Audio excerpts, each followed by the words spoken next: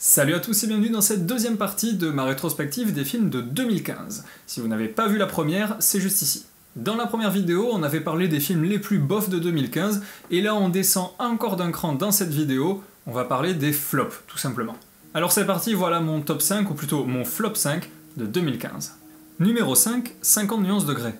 Vous aussi vous aviez oublié que cet étron était sorti en 2015? C'est pourtant bien la sortie événement la plus ratée de l'année, et attention, je ne parle pas du travail d'adaptation, je n'ai pas lu le livre, je ne me plains pas du manque de scènes de sexe plus explicites, et je ne suis pas complètement choqué à l'idée qu'un film qui parle de sadomasochisme soit proposé dans un cinéma avec la mention interdit aux moins de 12 ans seulement.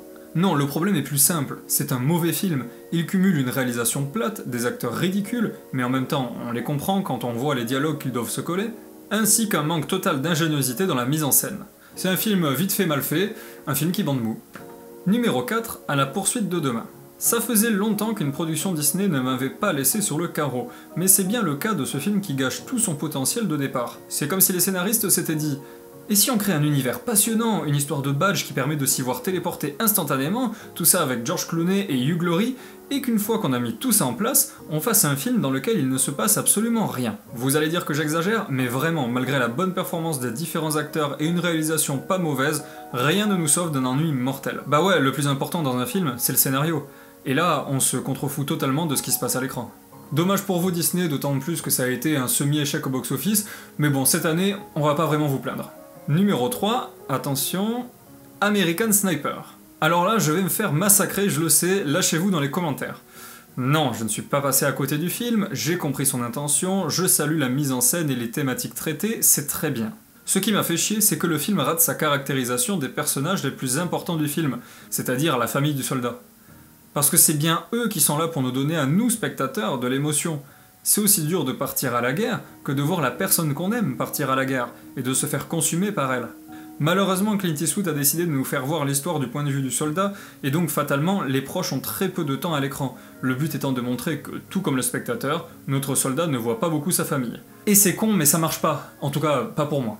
Numéro 2, Jupiter, le destin de l'univers. Outre son titre français, qui ferait passer le film pour une adaptation moisie d'un manga qui passait dans le Club Dorothée, Jupiter, le destin de l'univers est un film raté. Et c'est vraiment dur pour moi de dire ça, parce que les réalisateurs ne sont nul autre que les Wachowski, les génies derrière Speed Racer, Cloud Atlas, ou bien sûr encore Matrix. Ce film de science-fiction n'a tout simplement rien d'intéressant. L'héroïne ne prend aucune décision en plus de 2 heures de film. Aucune décision. Elle est juste trimballée d'un endroit à l'autre, d'un mariage à l'autre. Problème de casting, mauvais scénario et scènes d'action oubliables, les Wachowski signent cette année leur plus mauvais film. Enfin, on se rabattra sur leur excellente série Sense8, disponible sur Netflix. Et numéro 1, Poltergeist. C'est tout simplement le premier film de ma vie que je n'arrive pas à finir. Rassurez-vous, pas parce que j'avais peur, le film n'arrive même pas à installer la moindre ambiance, mais bien parce que ce film est une merde. Et vraiment, hein, j'ai pas vu l'original, alors je fais pas mon vieux con en disant c'était mieux avant, nanana, non, c'est vraiment très mauvais. J'ai soupiré de désespoir pendant les 40 minutes de visionnage que je me suis infligé avant de décider que je préférais aller dormir plutôt que de me convaincre qu'à un moment ça allait faire peur. En fait, ce film, c'est la saison 2 de The Walking Dead. C'est long, c'est bavard, c'est mal filmé, et c'est même pas assez mauvais pour que ça en devienne drôle. Et voilà pour mon flop 5 de 2015, je suis sûr que vous n'êtes pas d'accord avec moi, et tant mieux, on va en discuter dans les commentaires, je vous invite à poster votre avis juste en dessous de cette vidéo. Bien sûr, si la vidéo vous a plu, à la partager et à mettre un pouce bleu, parce que je dis souvent pouce vert, mais c'est pouce bleu.